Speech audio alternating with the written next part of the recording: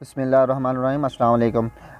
आज हम डिस्कस करने जा रहे हैं lesson number 6, roots of complex numbers.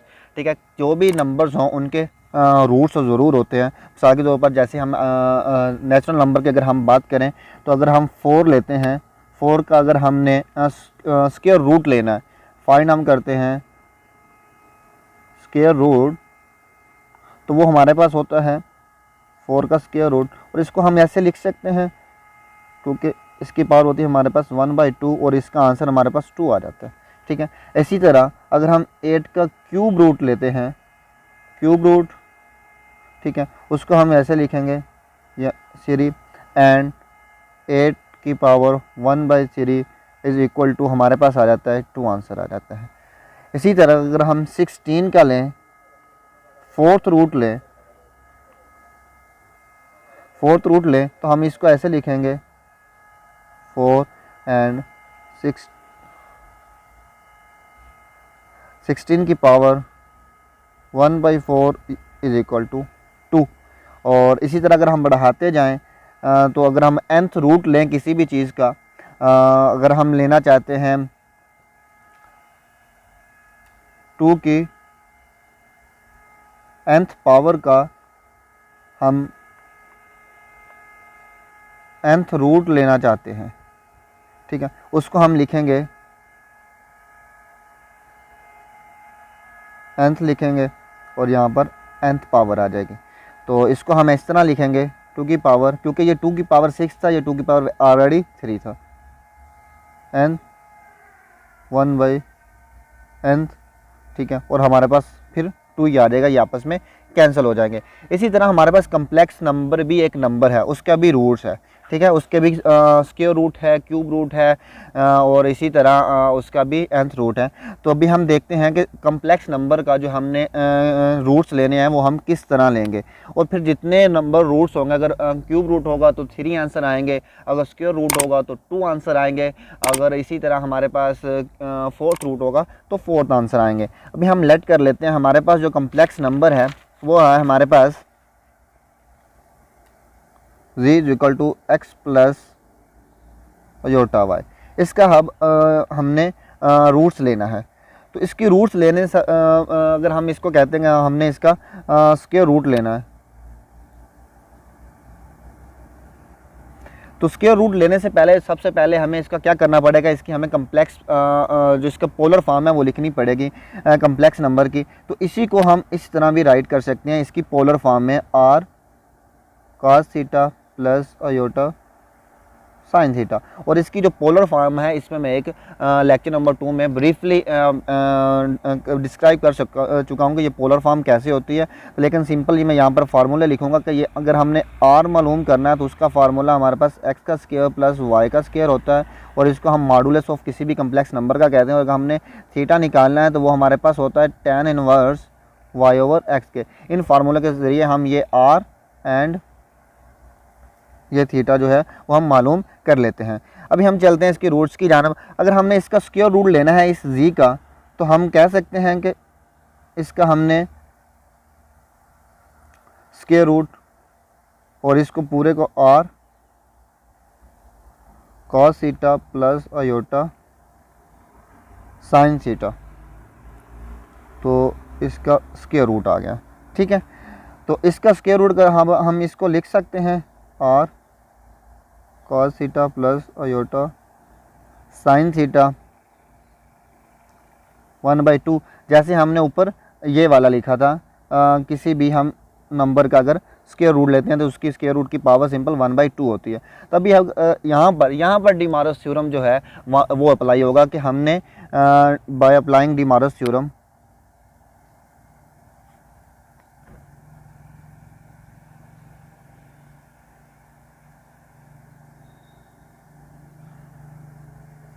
Applying De Morgan's theorem अगर हम अप्लाई करते हैं तो डिमारस थ्योरम कहता क्या है हमारे पास, इसको हम इस तरह लिख लेते हैं।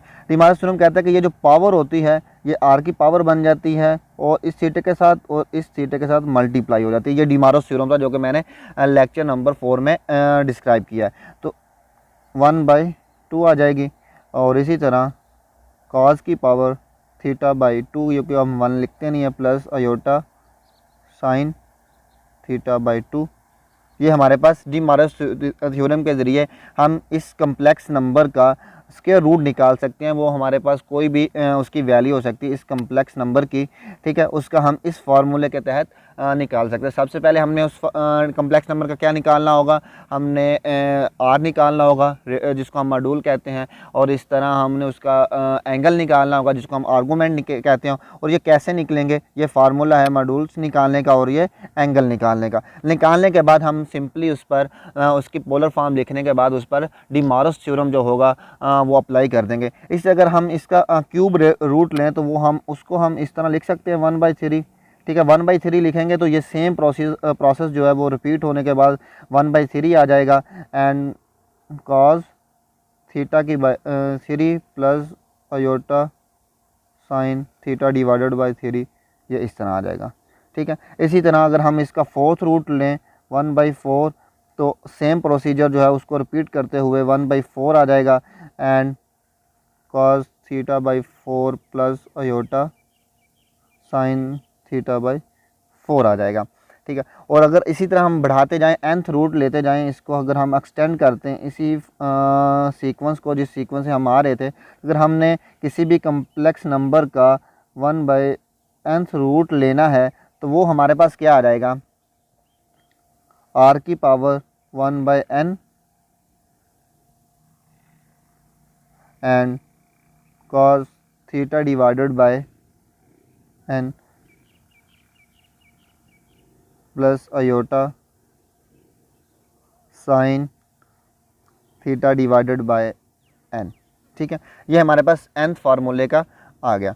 अभी अगर हम इसी फार्मूले को अगर हम इसी इक्वेशन को इक्वेशन नंबर 1 कह लेते हैं तो हमने देखा था कि ये जो कम्प्लेक्स नंबर था एक सर्कुलर फॉर्म थी। जब हमने इसका पोलर फॉर्म निकाला था कि कोई भी अगर हम कम्प्लेक्स नंबर लेते हैं, मिसाल ये हमारे पास y एक्सिस और ये एक्सिस है, इसको हम रियल एक्सिस कहते थे, ठीक है, जिसके अलोंग हम रियल जो है वो शो करते थे, तो इसको हम इमेजिनरी एक्सिस और इमेजिनरी पार्ट कहते थे। अगर हमारे पास ये कम्प्लेक्स नंबर है x प्लस आयोटा y, ठीक है, ये वाला, और इसको अगर हम ओरिजिन से मिला दें और इस डिस्टेंस को हम r कहते थे जो जिसको हम मॉड्यूल कहते हैं, और ये हमारे पास एंगल थीटा बन जाता था, ठीक है। अभी ये सर्कुलर हमारे पास था कि अगर हम इस थीटे में 2 पाई ऐड कर दें इस एंगल में, ये एंगल फिर यहाँ पर आ जाएगा। 2 पाई जो होता था वो हमारे पास क्या होता, 2 पाई होता है हमारे पास 360 डिग्री, और एक वो कंप्लीट सर्कल बनाता है। यानी कि अगर हम इसका एंगल बढ़ाते जाएं इस तरफ को, ठीक है, बढ़ाते जाएं, यहाँ पर 90 कर दें, प्लस 90 कर दें, यहाँ पर सिंपली पाई कर दें ऐड, और यहाँ पर हम 3π/2 कर दें, और यानी कि फाइनली अगर हम इसमें 2 पाई ऐड कर दें तो ये दोबारा फिर इसी जगह पर ही आ जाएगा, ठीक है, जहाँ से ये शुरू हुआ था। इस तरह अगर हम 2 के पाई ऐड कर दें तो हमारे पास इसके आंसर में कोई फ़र्क नहीं आएगा, क्योंकि 2 पाई जो था ये हमारे पास कॉमन है, और के जो है हमारे पास वो उसको हम कह सकते हैं 0 1 2 3 सो ऑन n तक, ठीक है। अगर हम 2 के पाई इसमें ऐड कर दें इस फार्मूले में तो इसमें कोई फ़र्क नहीं पड़ेगा थीटे के साथ अगर हम ऐड कर दें तो, क्योंकि 2 पाई जो होता है वो 360 होता है, और 360 किसी भी एंगल में अगर हम ऐड कर दें तो उसके आंसर में कोई फ़र्क नहीं आता। तो हमारे पास जो रूट्स का nth रूट का जो हमारे पास आया था फार्मूला 1/nth, अगर हमने इसका रूट लेना है r की पावर 1/n आ जाएगा। एंड कॉज अभी हमारे पास थीटा जो था उसमें हमने ऐड कर देना है 2 पाई के एंड डिवाइडेड बाय जो n था वो आ जाएगा प्लस आयोटा। इसी तरह साइन थीटा प्लस 2 पाई के एंड डिवाइडेड बाय n, ये हमारे पास एक जनरल फार्मूला बन जाएगा किसी भी कम्प्लेक्स नंबर के रूट्स को निकालने का। अभी अगर हम यहाँ पर होती है कि हमने k की वैल्यू को किस तरह डिटरमिन करना है। अगर हमने स्क्वायर रूट लेना है, अभी मैं आपको ये बताऊंगा कि इस k की वैल्यू को हमने किस तरह डिटरमिन करना है कि हम कितने k वैल्यूज़ पुट करेंगे। अगर हमने स्क्वायर रूट लेना है अगर हमने स्क्वायर रूट लेना है, यानी कि अगर हमने z का 1/2 लेना है, तो k जो होगा वो हमारे उसकी वैल्यूज़ जो होंगी हमारे पास वो होगी 0 एंड 1। 2 रूट्स हम निकालेंगे, ठीक है। एक दफ़ा हम निकालेंगे k को 0 पुट करेंगे और दूसरी दफ़ा जब हम निकालेंगे तो k को हम 1 पुट करेंगे। इसी तरह अगर हमने इसका क्यूब रूट लेना है तो फिर हम क्या करेंगे, k की जो वैल्यूज़ होंगी हम 0 1 2 एंड सो 1 2 हम पुट करेंगे।